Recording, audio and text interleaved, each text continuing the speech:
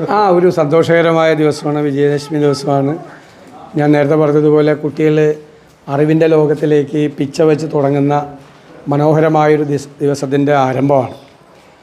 ജ്ഞാനത്തിൻ്റെ ദേവതയാണ്, അറിവിൻ്റെ ദേവതയാണ് സരസ്വതി. ഞാൻ എൻ്റെ ചെറുപ്പത്തിൽ വളരെ കൊച്ചിൽ എൻ്റെ അമ്മയോട് ചോദിച്ചിട്ടുണ്ട്, ഇത്രയും വലിയൊരു സ്ത്രീ ഇങ്ങനൊരു വലിയ ഭാരമുള്ള വീണയുമായി എങ്ങനെയാണ് ഈ താമരപ്പൂവിൽ നിൽക്കുന്നതെന്ന് ചോദിച്ചത്.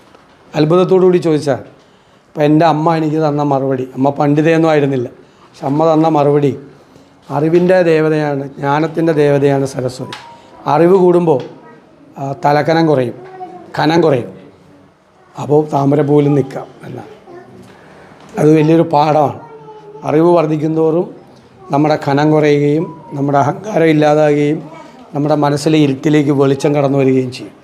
ആ അറിവ് തേടിയുള്ള നിരന്തരമായ ഒരു അന്വേഷണമാക്കി ജീവിതത്തെ മാറ്റണം.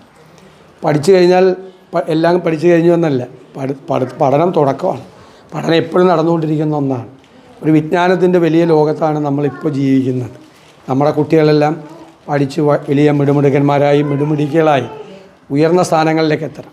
അവരുടെ മാതാപിതാക്കളുടെ സ്വപ്നം അതാണ്, നമ്മുടെ എല്ലാവരുടെയും സ്വപ്നം അതാണ്. അപ്പോൾ ആ അറിവിൻ്റെ ലോകത്തേക്ക് കുഞ്ഞുങ്ങളെ കൈപിടിച്ച് പിച്ച നടത്തിക്കാൻ തുടങ്ങുക എന്ന് പറയുന്നത് ദൈവികമായൊരു നിയോഗമായിട്ടാണ് ഞാൻ കാണുന്നത്.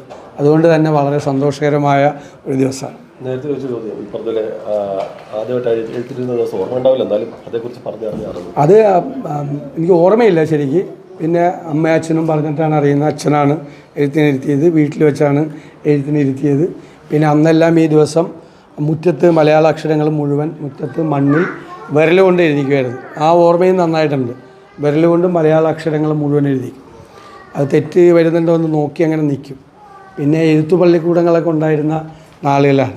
മണ്ണിലെഴുതിയാണ് അക്ഷരങ്ങൾ പഠിച്ചത്.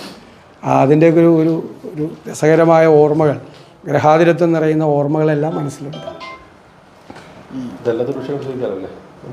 വേണ്ട ഇന്നത്തെ ദിവസം വേണം.